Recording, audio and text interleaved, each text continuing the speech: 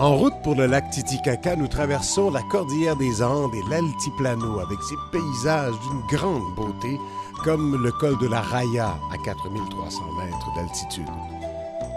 La ville de Puno domine le lac navigable le plus haut perché du monde.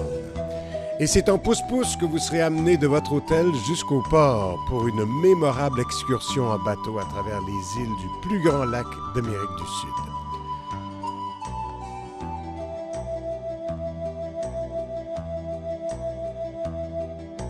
Et ce ne sont pas des îles ordinaires, vous allez voir, elles flottent. Eh oui, bienvenue au pays des Huros, cette très ancienne tribu qui, au 15e siècle, a voulu fuir les Incas en construisant des îles artificielles en roseaux, donc des îles flottantes.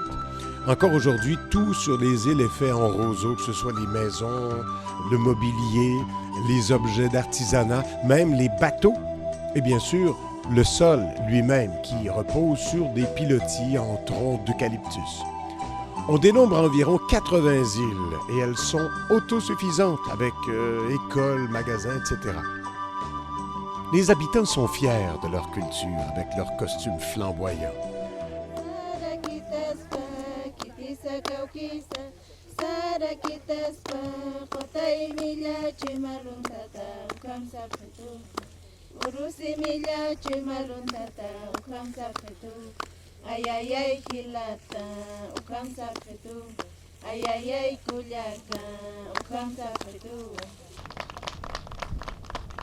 Alors Sébastien, on est sur une île flottante, c'est déjà exceptionnel.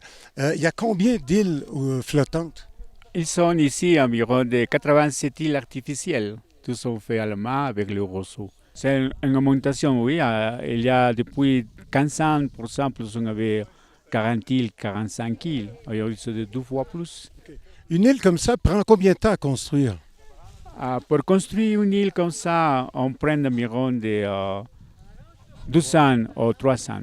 3 ans à construire. Et elle dure combien d'années? Entre 40 ans à peu près, ça dure une île parce que le roseau va se décomposer. Dites-moi, comment se passe la vie communautaire? Comment on vit de quoi ici? On mange quoi? On s'organise comment pour vivre?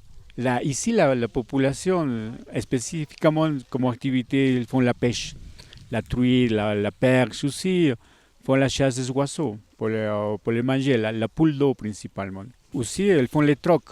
Ils vont à Puno pour échanger son artisanat avec des autres choses aussi. Ils fabriquent le propre artisanat ici, comme les tapis.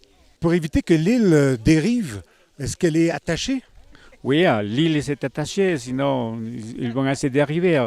Quelques jours, ils vont revenir de l'autre côté du lac. C'est ancré au poteau d'attache.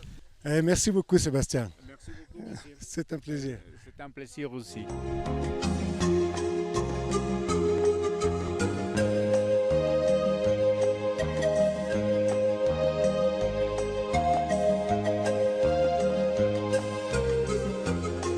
En revenant des îles flottantes, le bateau Traditour s'arrête sur la presqu'île de Capachica.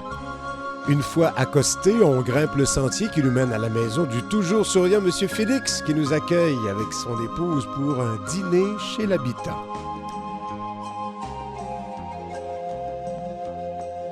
De sa terrasse, on a une vue impressionnante sur le célèbre lac Titicaca qui s'étend jusqu'en Bolivie.